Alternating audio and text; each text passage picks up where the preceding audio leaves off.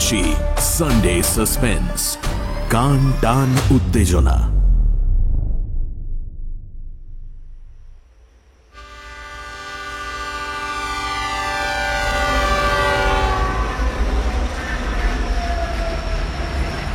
রাতের ট্রেনে ঘুম আসে না আমার। একটা বিলিতি পেপার ব্যাগ পড়ছিলাম সে রাতে, ভূতের গল্পের বই। 3 টায়ার কূপটা পুরো ফাঁকা। পরের দিন সকাল থেকে কোনো এক রাজনৈতিক দল 24 ঘন্টার বন্ধ ডেকেছে। ট্রেন ভোরবেলা পৌঁছবে কলকাতাতে। ট্রেন থেকে নেমে হরতালের মুখে পড়তে হবে দেখে অনেকেই ট্রেনের টিকিট ক্যান্সেল করেছে। আমার অবশ্য সে সমস্যা ছিল না, কারণ শিয়ালদার কাছে অক্রুর দত্ত লেনের একটা মেসে আমি একলা ভাড়া থাকতাম। বন্ধ হরতাল যাই হোক না কেন, ট্রেন থেকে নেমে টুক করে আমি বাড়ি পৌঁছে যেতে পারতাম, তাই ট্রেনে চেপে বসেছিলাম। শিলিগুড়ি ছাড়ার পর থেকেই ট্রেনটা থেমে থেমে চলছিল। মালদায় যখন ট্রেনটা পৌঁছল তখন রাত প্রায় 2টো। বইয়ের থেকে মুখ তুলে কাঁচের জানলার ফাঁক দিয়ে জানলার বাইরে তাকিয়ে দেখি স্টেশনটা কেমন যেন ফাঁকা ফাঁকা। ভাবলাম শীতের রাত আর পরদিন হরতাল বলেই হয়তো। আবারও বই পড়ায় মন দিলাম। বেশ অনেকটা সময় পরে ট্রেনটা দুলে উঠে আবার চলতে শুরু করল। ঠিক এই সময় কুলির মাথায় বিরাট একটা টিনের বাক্স নিয়ে হুড়মুড় করে কূপের মধ্যে প্রবেশ করলেন এক ভদ্রলোক। আরে আরে আস্তে আস্তে, এইখানে রাখো, সাবধান। টাকাটা? আরে এই তো। উফ বাবা, ধরো, যাও। কুলিটা মাথা থেকে টিনের বড় বাক্সটা মাটিতে নামিয়ে ভদ্রলোকের হাত থেকে টাকা নিয়ে দৌড় লাগালো ট্রেন থেকে নামার জন্য। বাক্সটার ওপর চোখ পড়তে বেশ একটু অবাকই হয়েছিলাম। দেখি কালো রঙের বাক্সটার ডালার ওপর সাদা রং দিয়ে একটা খুলি আঁকা, আর সেটার সঙ্গে আড়াআড়িভাবে 2টো হাড় আঁকা, অনেকটা বিপদ চিহ্নর মতো। প্রথমেই মনে হয়েছিল বাক্সটার মধ্যে বিস্ফোরক বা বিপজ্জনক কিছু আছে কি। ভাবতে ভাবতে চোখ তুলে তাকাই ঠিক মুখোমুখি বসে থাকা লোকটার দিকে। শ্যামবর্ণ, ঢ্যাঙা শিড়িঙ্গে চেহারা, তীক্ষ্ণ পাতলা নাকের নিচে যত্নে লালিত সরু গোঁপ। ভদ্রলোকের আঙুল ভর্তি নানা রঙের আংটি, পরনে সাদা ট্রাউজারের ওপর পুরনো লাল কোট, গলাতে একটা কালো সিল্কের রুমাল বাঁধা। ভদ্রলোকের সাথে চোখাচোখি হতেই তিনি হেসে বললেন, কি ভাবছেন আমার ওই বাক্সটাতে ডাইনামাইট কিংবা বিস্ফোরক আছে নাকি, তাই তো? কিভাবে বুঝলেন যে আমি এটাই ভাবছি? থট রিডিং মশাই, থট রিডিং। ভদ্রলোক কথাটা বলতে বলতেই তার মাথার পেতে আঁচড়ানো চুলে একবার হাত বুলিয়ে নিয়ে আবারও আমায় বললেন, এটা আমার পেশার একটা অঙ্গ, বুঝলেন? 25 বছর এই লাইনে কেটে গেল মশাই। এই লাইন মানে? আমার প্রশ্নটা শুনেই এবার ভদ্রলোক কোটের পকেট হাতড়ে একটা ভিজিটিং কার্ড বের করে সেটা এগিয়ে দিলেন আমার দিকে। কার্ডটা হাতে নিয়ে দেখলাম তাতে ইংরেজি হরফে লেখা S Putitundi, the great magician, Houdini of India. কার্ডের পেছনে ভদ্রলোকের ঠিকানা আর টেলিফোন নাম্বার লেখা ছিল। তা দেখে বললাম, ওহো, আই সি, আপনি ম্যাজিশিয়ান? হ্যাঁ, আমার আসল নাম সত্যচরণ পুতিতুন্ডি। মালদার একটা গ্রামে শো করতে গিয়েছিলাম, বুঝলেন? শেষ হতে 10টা বাজলো। ফেরার পথে আবার গাড়ির টায়ার পাংচার হলো। ভাগ্যিস এই গাড়িটা লেট ছিল, নইলে মিস করতাম। ওই বাক্সে আমার ম্যাজিকের সরঞ্জাম আছে। তা আপনার পরিচয়টা? চন্দন মজুমদার, মেডিকেল রিপ্রেজেন্টেটিভ। শিলিগুড়ি এসেছিলাম, কলকাতা ফিরছি। এই নিন আপনার কার্ড। ওটা আপনার কাছেই থাক। Thank you. আমি আবার বই পড়ায় মন দিলাম। ট্রেনটা তখন বেশ জোরে ছুটতে শুরু করেছে।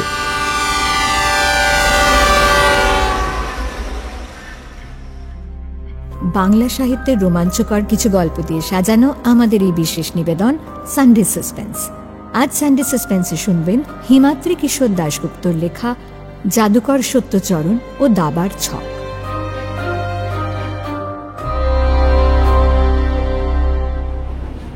বইটা প্রায় শেষ হয়ে এসেছিল।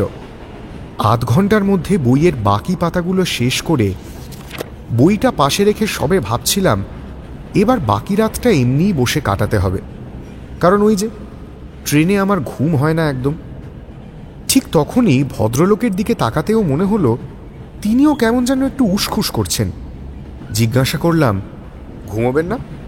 না মশাই, আমার এই এক সমস্যা, রাতে আমার ঘুম আসে না। তাই নাকি? আরে রাতের ট্রেনে আমারও তো ঘুম আসে না। আচ্ছা, আপনি দাবা খেলতে পারেন? ভালো না খেললেও খেলাটা জানি। খেলবেন? তাহলে বাকি রাতটা কেটে যাবে। হ্যাঁ, খেলা যেতেই পারে। ভোরের আলো ফুটতে তো এখনো ঘন্টা তিনেক বাকি। কথাটা শুনেই জাদুকর সত্যচরণ পকেট থেকে এক গোছা চাবি বার করে বাক্সটার ওপর ঝুঁকে পড়ে তালা খুললেন। তারপর বাক্স হাতড়ে রোল করা একটা মোটা কাগজের মতো জিনিস আর একটা ছোট কাঠের বাক্স বার করে আমার বার্থে এসে বসলেন। গোটানো পার্চমেন্ট কাগজের মতো জিনিসটা খুলে তিনি সেটা পাতলেন আমাদের দুজনের মাঝখানে। সেটা বিবর্ণ হয়ে যাওয়া একটা দাবার ছক, স্থানে স্থানে রং চোটে ফেটে গেছে। এরপর কাঠের বাক্স থেকে ঘুঁটিগুলো বার করলেন তিনি। আকারে ছোট ঘুঁটিগুলো কেমন যেন ছিঁড়িছাঁদহীন, মেশিনে নয়, সম্ভবত হাতে বানানো। সাদা ঘুঁটিগুলো পুরনো হয়ে হলদেটে হয়ে গেছে, আর কালো ঘুঁটিগুলোর রং চোটে ভেতরের সাদা অংশ বেরিয়ে পড়েছে। একটা ঘুঁটি হাতে তুলে নিয়ে নেড়ে চেড়ে সেটা একটু অন্যরকম বুঝতে পেরে জানতে চাইলাম, এটা কি দিয়ে বানানো? এটা হাড়ের, মানুষের হাড়ের তৈরি। আর এই যে দাবার ছকটা দেখছেন, এটা শেয়ালের চামড়া দিয়ে তৈরি। কি কাণ্ড! এই অদ্ভুত জিনিস আপনি পেলেন কোথায়? শুনতে চান? হ্যাঁ, নিশ্চয়ই। বেশ, তবে চলুন সে গল্প আপনাকে খেলতে খেলতে বলি। হ্যাঁ, সাদা ঘুঁটি নিয়ে কিন্তু আমি খেলব। জানেন, সেবারও আমি সাদা ঘুঁটি নিয়ে খেলেছিলাম। মানে? চলুন আগে খেলা তো শুরু করি মশাই, তারপর বলছি। ঘুঁটি সাজানো হয়ে গেল। দাবার ঘুঁটির প্রথম চালটা দিয়ে সত্যচরণ বলতে শুরু করলেন তার কাহিনী। তখন আমার বছর 25 বয়স হবে, বুঝলেন। আমার গুরু হংসরাজের কাছে বছর 3 শিক্ষানবিশ হিসেবে কাটিয়ে তাঁরই নির্দেশে একলা এই পেশায় নেমে পড়েছি। বেড়ে লোক ছিলেন হংসরাজ। তিনি ছিলেন স্ট্রিট ম্যাজিশিয়ান, মানে ওই যাকে বলে বাজিকর। জানেন তো, রাস্তায় জাদু দেখানো সবচেয়ে কঠিন ব্যাপার। পিঠে একটা ঝোলা নিয়ে সারা ভারতবর্ষ চষে বেরিয়েছেন তিনি। নেপাল বার্মাতেও গিয়েছিলেন। তাঁর ঝুলিতে যে কত অভিজ্ঞতা ছিল তার ঠিক নেই। আর তেমনই ছিল তাঁর হাত সাফাইয়ের খেলা। লোকে বলতো ইচ্ছে করলে তিনি নাকি দুহাত দিয়ে আস্ত একটা মানুষকে হাপিস করে দিতে পারতেন। আর অসম্ভব ভালো থট রিডিংও জানতেন হংসরাজ। কোনো মানুষের দিকে তাকিয়ে তিনি গড় গড় করে বলে দিতে পারতেন তার মনের কথা। আমার গুরুর কথা প্রথমেই বলে নিলাম, কারণ এই জাদুকর সত্যচরণের জাদু কাহিনীর যে গল্প আপনাকে বলতে যাচ্ছি, তার সঙ্গে তার গুরুর একটা সূক্ষ্ম সম্পর্ক আছে। জাদুকর সত্যচরণের জাদু কাহিনীর ভূমিকা শুনতে শুনতেই একটা চাল দিলাম আমি। সত্যচরণ পাল্টা চাল দেওয়ার জন্য একটা ঘুঁটি তুলে নিয়ে আবার বলতে শুরু করলেন তার কথা। এইবার আসল গল্প শুরু করি। তা গুরুর আশীর্বাদ নিয়ে আমি তো পথে নেমে পড়লাম। সম্বল বলতে একটা ছোট্ট টিনের বাক্স মাত্র। পূজা পার্বণ মেলা উপলক্ষে নানা গ্রামে গঞ্জে হাটে বাজারে খেলা দেখিয়ে বেড়াই। সামান্য যা কিছু রোজগার হয় তা পথেই শেষ হয়ে যায়। মাথা গোঁজার আশ্রয় বলতে হয়তো কখনো কোনো ক্লাব ঘর, মন্দিরের চাতাল, স্কুল বাড়ির বারান্দা, এইসব। এমনকি কবরখানাতেও রাত কাটিয়েছি আমি। তা সেবার গিয়েছিলাম শিকারপুর, আষাঢ় মাসের অমাবস্যার মেলাতে। এই নিন। আচ্ছা, শিকারপুরটা কোথায়? ভুল চাল দিলেন তো। ইস, খেয়ে নিলেন। যা, আমি কিন্তু সত্যিই ভালো খেলি না, দেখছেন তো। হ্যাঁ হ্যাঁ হ্যাঁ, তা কি জিজ্ঞেস করলেন জানো? শিকারপুর কোথায়, তাই তো? হ্যাঁ। নদিয়ার শেষ প্রান্তে, বাংলাদেশের কাছে। আচ্ছা, বেশ, বুঝলাম। তা শিকারপুরে অমাবস্যার মেলা যে মাঠে বসে, তার পাশেই একটা শ্মশান, বুঝলেন? আসলে সেই শ্মশানকালীর পুজো উপলক্ষেই মেলাটি বসে। দূর দূরান্ত থেকে গ্রামের মানুষেরা সেখানে আসে। আমি তার আগে কোনোদিন ও মেলায় যাইনি। একজনের থেকে খবর পেয়ে সেবারই প্রথম গিয়েছিলাম ওই মেলাতে।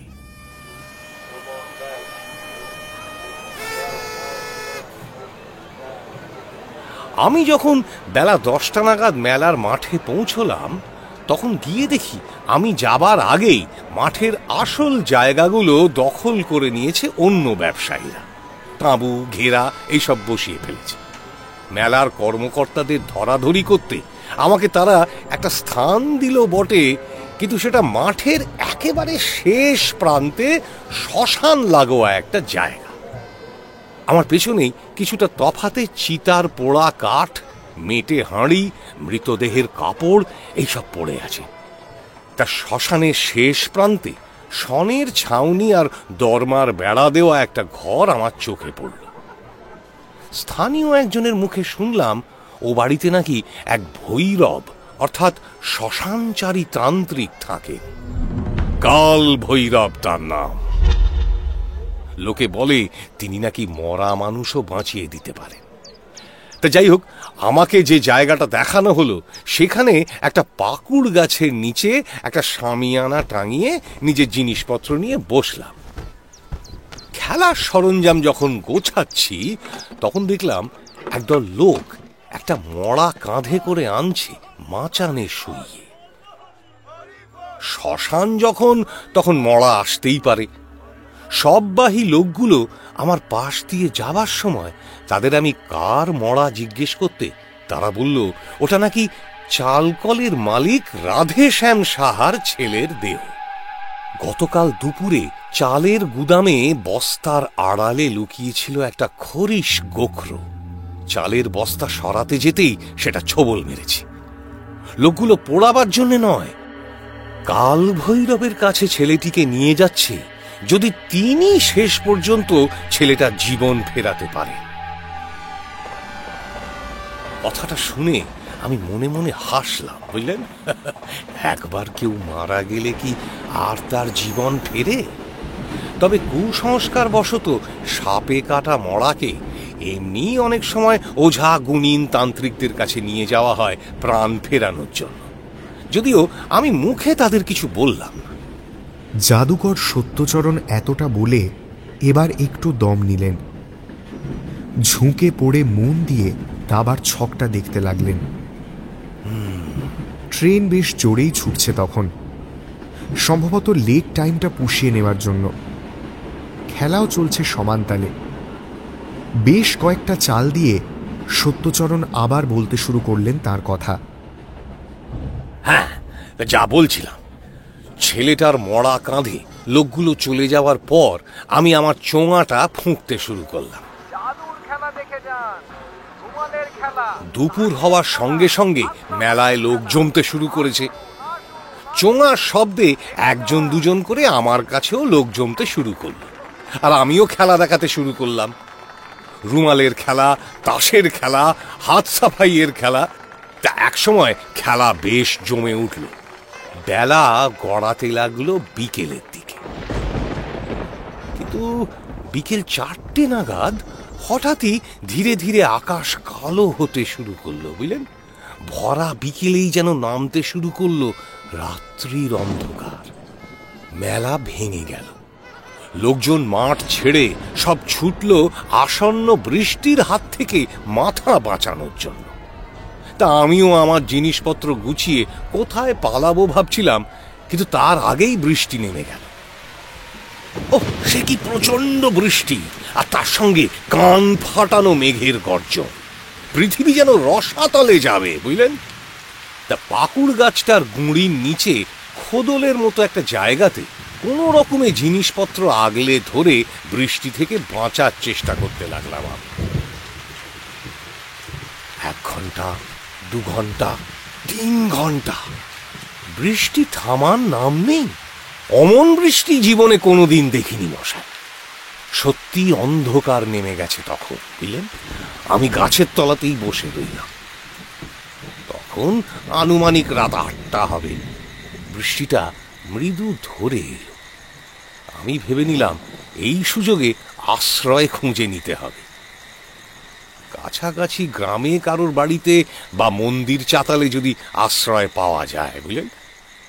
আমি ইতিমধ্যে জলের ছাঁটে প্রায় পুরো ভিজে গেছি। কর্তব্য স্থির করে উঠে দাঁড়াতেই হঠাৎ আমার সামনে এসে দাঁড়ালো একটা লোক। বিদ্যুতের ঝলকানির আলোতে দেখলাম তাকে। রক্তাম্বর পরা, জটাজুটোধারী একটা লোক। গলায় হাতে অনেকগুলো তাবিজ কবজ রয়েছে।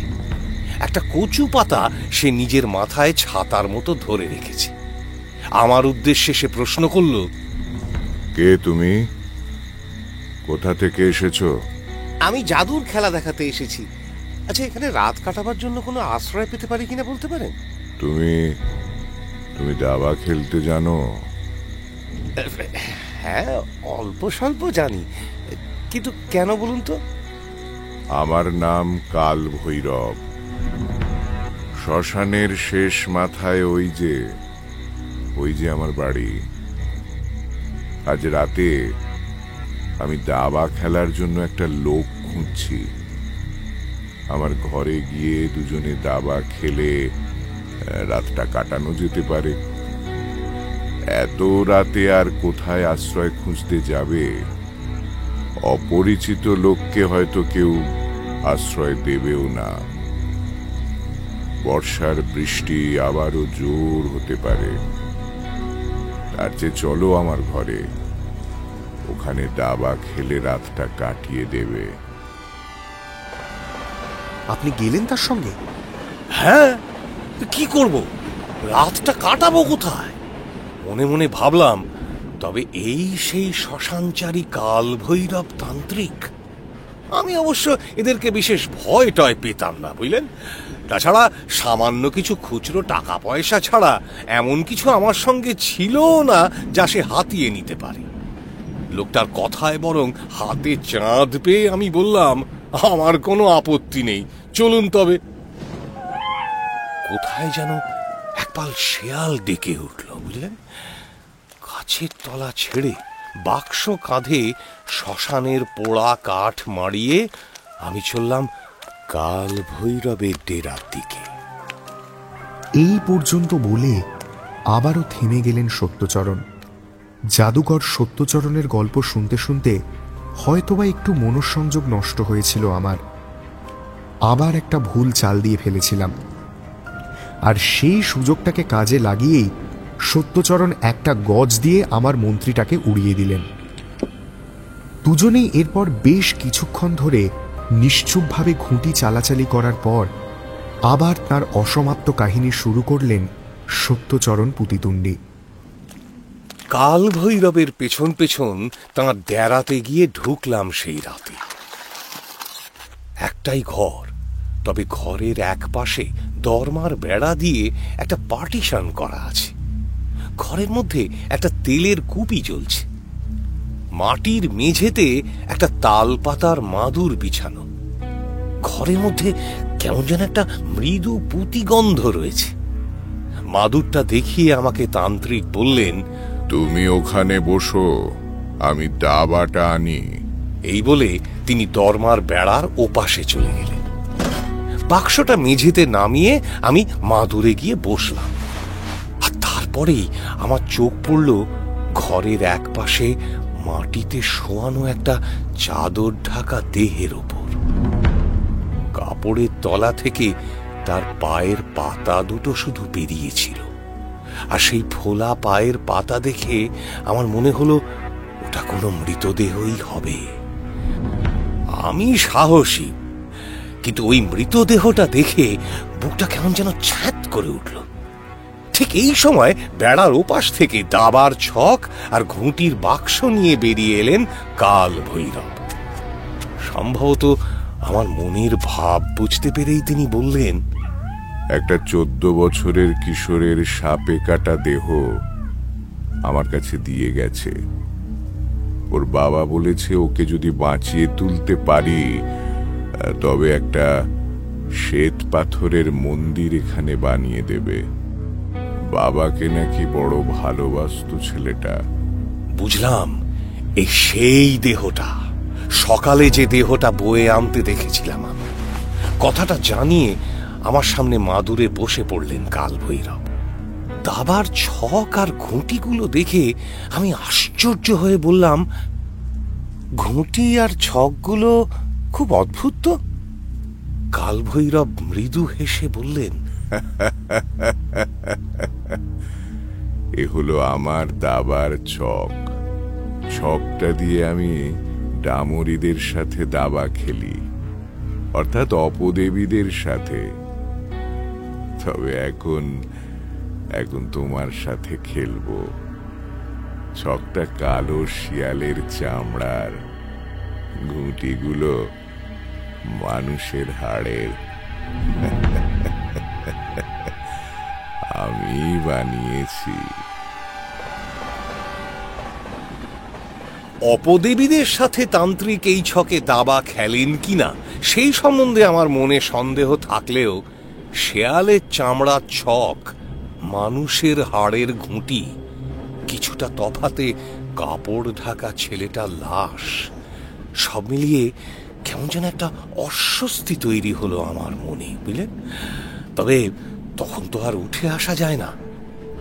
আর এই দাবার ছকের আর খুঁটিগুলোর কথা শুনে আমার যেন মনে হলো আমার গুরুদেব জাদুকর হংসরাজ যেন আমাকে কি একটা গল্প করেছিলেন এমন একটা দাবার ছকের ব্যাপারে। তবে তৎক্ষণাৎ গল্পটা মাথায় এলো না আমার, বুঝলেন। বাইরে আবার প্রবল মেঘের গর্জন, সাথে প্রবল বৃষ্টিপাত শুরু হলো। খেলা শুরু করলাম আমরা। ধীর গতিতে চাল দিতে শুরু করলাম দুজনে। কিছুক্ষণ পরই আমি বুঝতে পারলাম কাল ভৈরব পাকা দাবাড়ু। একটার পর একটা ঘুঁটি খাচ্ছেন তিনি, আর তারপরেই কয়েক মুহূর্তের জন্য ঘাড় ফিরিয়ে তাকাচ্ছেন মড়াটার দিকে। চাল দিতে দিতে আমার মনের ভেতর কেন জানি খালি একটা প্রশ্ন ঘুরপাক খেতে লাগলো। হংসরাজ কি যেন বলেছিলেন আমাকে। খেলা এগিয়ে চলল, বাইরে বেড়ে চলল রাত। খেলা যখন প্রায় শেষের পথে, আমার অর্ধেক ঘুঁটি খেয়ে কাল ভৈরব চারপাশ থেকে আমাকে চেপে ধরেছেন। বাইরের শ্মশান থেকে একপাল শেয়াল হঠাৎ করুণ স্বরে ডেকে উঠল, আর তার সাথে সাথেই আমার মনে পড়ে গেল এই দাবার ছকের সম্বন্ধে গুরুদেবের কাছ থেকে শোনা কথা। মনের ভেতর চমকে উঠলাম আমি, মাথা ঝিমঝিম করে উঠল। আমি বুঝতে পারলাম যে এই খেলাতে যেভাবেই হোক আমাকে জিততেই হবে, নইলে সমূহ বিপদ। রাজাকে মারার আগে আমার একটা ঘোড়া মেরে যেই না মড়াটার দিকে তাকিয়েছেন কাল ভৈরব, অমনি আমি হাত সাফাই করে দুটো মোক্ষম ঘুঁটি সরিয়ে দিলাম। কাজটা আমাকে তখন করতেই হতো, এছাড়া কোনো পথ ছিল না। কাল ভৈরব তন্ত্রসিদ্ধ হতে পারেন, ডামরিদের নিয়ে দাবা খেলতে পারেন ঠিকই, কিন্তু হাত সাফাইয়ে হংসরাজের শিষ্য আমি। হাত সাফাই আমার পেশা, বুঝলেন। কাজেই কাল ভৈরব ব্যাপারটা ধরতে পারলেন না, আর এর পরের দানেই দুটো ঘুঁটি সরিয়ে ফেলার সদ্ব্যবহার করে আমি কিস্তি মাত করে দিলাম কাল ভৈরবকে। কাল কালভৈরব প্রথমে তাকালেন আমার দিকে। তার দৃষ্টি বলে দিচ্ছে যে তিনি হেরে গেছেন, তা যেন ঠিক বিশ্বাসই করতে পারছেন না। বিস্ফারিত তার চোখ, আর এরপরেই তিনি নিজের বুকের বাঁ দিকটা হঠাৎ খামচে ধরলেন। থরথর করে প্রচন্ড কাঁপুনি দিয়ে কেঁপে উঠল তার শরীর। তার জিভটা যেন বাইরে বেরিয়ে আসতে লাগল। কয়েক মুহূর্তের মধ্যেই একপাশে গড়িয়ে পড়লেন কালভৈরব। আমি সঙ্গে সঙ্গে তার শরীরের ওপর ঝুঁকে তার বুকে হাত দিয়ে বলতে লাগলাম, কালভৈরব, কালভৈরব, কালভৈরব, আপনার কি হলো? চোখ খুলুন। আর এরপরেই তার নাড়ি টিপে আমি বুঝতে পারলাম কালভৈরব তান্ত্রিক আর কোনো দিনই জাগবেন না। তিনি মারা গেছেন। কালভৈরবের হাতটা আমি মাটিতে নামিয়ে রাখছি। ঠিক সেই মুহূর্তে একটা খড়খড় শব্দ শুনে একপাশে তাকালাম আমি। যা দেখলাম বুঝলেন, তাতে আমার শরীর রক্তহীন হয়ে গেল, যেন পাথর হয়ে গেলাম আমি। দেখলাম কাপড় সরিয়ে উঠে বসেছে সেই ছেলেটা। বাঁশি মরার মতো তার ফোলা ফোলা মুখ, সাপে কাটলে মুখ দিয়ে যে গেঁজা বেরোয় তা শুকিয়ে গিয়ে সাদা হয়ে লেপ্টে আছে এই ঠোঁটের দুকোণের দুপাশে। চোখের মনির দৃষ্টি তখনও ফেরেনি। স্থির ঘোলাটে চোখ, দুলতে দুলতে তন্দ্রাচ্ছন্ন হয়ে উঠে দাঁড়ালো সেই বিভৎস মূর্তি, যেন অনেক দূরের ঘুমের দেশ থেকে সে ফিরে এসেছে। টলতে টলতে আমাদের পাশ কাটিয়ে দরজার কাছে গিয়ে দাঁড়ালো সেই মূর্তি। তারপর বাইরের দিকে তাকিয়ে সে বলল, বাবা, কোথায় তুমি? আমি তোমার কাছে যাব, তোমার কাছে যাব, তোমার কাছে যাব। তার সেই আর্তনাদ যেন কাঁপন ধরিয়ে দিল আমার শরীরে। এ তো কোনো কিশোরের কণ্ঠস্বর নয়, এ তো তান্ত্রিক কালভৈরবের ভরাট গলা, যে আমার সামনে মাটিতে পড়ে আছে। বাবা, তুমি কোথায়, তুমি কোথায় বলতে বলতে এরপর প্রবল বর্ষণের মধ্যে দিয়ে বাইরে বেরিয়ে গেল ছেলেটা। বিদ্যুৎ চমকের মধ্যে মাঝে মাঝে দেখা যেতে লাগলো তার চলমান দেহটা। তারপর সে হারিয়ে গেল, বুঝলেন? তারপর সে হারিয়ে গেল অন্ধকারের মধ্যে। কালভৈরবের আত্মা নিয়ে প্রাণ ফিরে পেল ছেলেটার দেহ। আমার ধাতস্থ হতে কিছুক্ষণ সময় লাগলো, আর আমিও এরপর সেই ঘরের মধ্যে কালভৈরবের মৃতদেহটা ফেলে রেখে আমার নিজের বাক্সটা নিয়ে সেই বৃষ্টির মধ্যেই সোজা ছুটলাম স্টেশনের দিকে। হ্যাঁ, ঘর থেকে বেরোবার আগে অবশ্য আমি আমার বাক্সের মধ্যে ভরে নিয়েছিলাম এই দাবার ছক আর খুঁটিগুলো। এগুলো তো আর ওনার কোনো কাজে আসতো না, তাই না?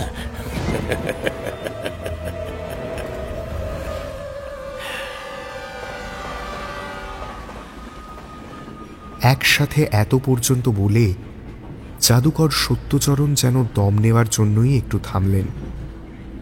আমিও এতক্ষণ এক মনে সে গল্প শুনতে শুনতে কেমন যেন মোহাবিষ্ট হয়ে পড়েছিলাম।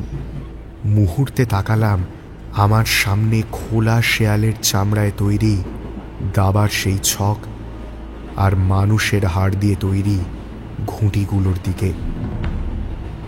নিজের অজান্তেই এক অজানা আশঙ্কায় সারা শরীর দিয়ে একটা ঠান্ডা স্রোত বয়ে গেল আমার। একরাশ বিস্ময় আর ভয় নিয়ে আস্তে আস্তে জিজ্ঞাসা করলাম, কিন্তু আপনাদের দুজনের দাবা খেলার সাথে কালভৈরবের মৃত্যু বা ছেলেটার বেঁচে ওঠার সম্পর্ক কি? আছে। আমার গুরু হংসরাজের মুখ থেকেই আমি প্রথম শুনেছিলাম এই ছকের গল্প, বুঝলেন? তাঁর বলা এই ছকের গল্প কালভৈরবের সঙ্গে খেলার সময় মনে পড়ে যাওয়াতেই দাবার ঘুঁটি হাত সাফাই করে সে যাত্রায় বেঁচে গিয়েছিলাম আমি। মানে? হ্যাঁ, নইলে হয়তো সে রাতের পর শিকারপুরে কোনো চালের আড়তে অন্যের শরীরে জীবন কাটাতে হতো আমাকে। কি? হংসরাজ আমাকে এই ছকের ব্যাপারে যা বলেছিলেন তা হলো এই বিশেষভাবে প্রস্তুত এই দাবার অথবা পাশার ছককে বলে প্রেত ডামরি ছক। তন্ত্র সাধনার মাধ্যমে প্রস্তুত এই ছক নিয়ে মৃতদেহের পাশে খেলতে বসতে হয়। খেলাতে যে পরাজিত হয় তার আত্মা প্রবেশ করে মৃতদেহের শরীরে, জীবন ফিরে পায় দেহ। বুঝলেন? এবার নিশ্চয়ই বুঝতে পারছেন আমাকে নিয়ে কেন দাবা খেলতে বসেছিলেন কালভৈরব। দাবার শেষ চালে আমাকে কিস্তিমাত করে জাদুকর সত্যচরণ জিজ্ঞেস করলেন, কি কেমন লাগলো গল্পটা? বেশ ভালো, তবে এমনও তো হতে পারে যে কালভৈরব হার্ট অ্যাটাক করে হঠাৎ মারা গেছিল, আর ছেলেটা হয়তো আসলে জীবিতই ছিল। আচ্ছা, পরে খোঁজ নিয়েছিলেন ছেলেটা? পাগল নাকি? জীবনে আর শিকারপুর মুখ হয়নি। যদি সে আমাকে চিনে ফেলে, পরে ঘুঁটি সাজানোর ব্যাপারটা বুঝতে পেরে থাকে, এই ভয়ে সেদিকে আর যায়নি। এই বলে চুপ করে গেলেন তিনি। আমিও আর কোনো তর্ক করলাম না তার সাথে। চুপ করে জানলার বাইরে তাকিয়ে রইলাম। দুরন্ত গতিতে ছুটে চলেছে ট্রেন। শেষ রাতের দিকে বর্ধমানের কাছে গাড়ি পৌঁছতেই সত্যচরণ উঠে দাঁড়িয়ে বাক্সটা তুলে নিয়ে হেসে বললেন,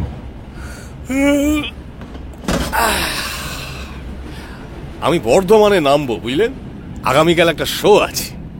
কলকাতাতেই তো আমাদের দুজনের বাড়ি, কার্ডে ঠিকানা লেখা আছে। একদিন চলে আসুন আমার বাড়ি। আমার এই বাক্সে আরো এমন অনেক অদ্ভুত গল্প আছে। হ্যাঁ, নিশ্চয়ই আসবো। জাদুকরি গল্পের বাক্স নিয়ে বাইরে বেরিয়ে গেলেন সত্যচরণ পুতিতুণ্ডী। হুইসেল বাজিয়ে ট্রেন ছুটে চলল কলকাতার দিকে।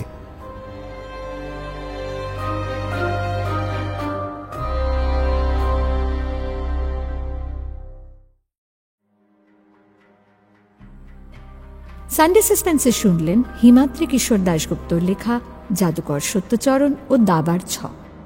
গল্পের সূত্রধার ইন্দ্রাণী, গল্প পাঠ ও অনিমেষের চরিত্রে অগ্নি, জাদুকর সত্যচরণ শেখর, ভৈরব তান্ত্রিক Dibyendu Dutta, chorus pastel team, নাট্যরূপ ও পরিচালনায় শাওলি মজুমদার, আবহ ও ধ্বনি পরিকল্পনায় সত্যজিৎ সেন, শব্দ মিশ্রণ সব্যসাচী মুখার্জি, ধ্বনি পরিকল্পনা সহায়তায় অভ্র, প্রচার অলঙ্করণ অভিব্রত সরকার, প্রযোজনায় প্যাস্টেল এন্টারটেইনমেন্ট, সমগ্র পরিকল্পনায় ইন্দ্রাণী।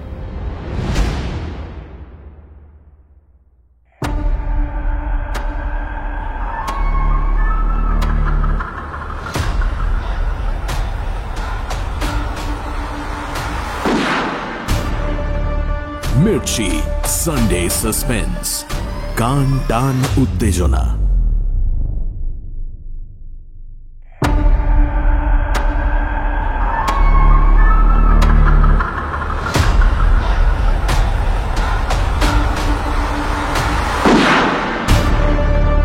মির্চি সানডে সাসপেন্স, কান টান উত্তেজনা।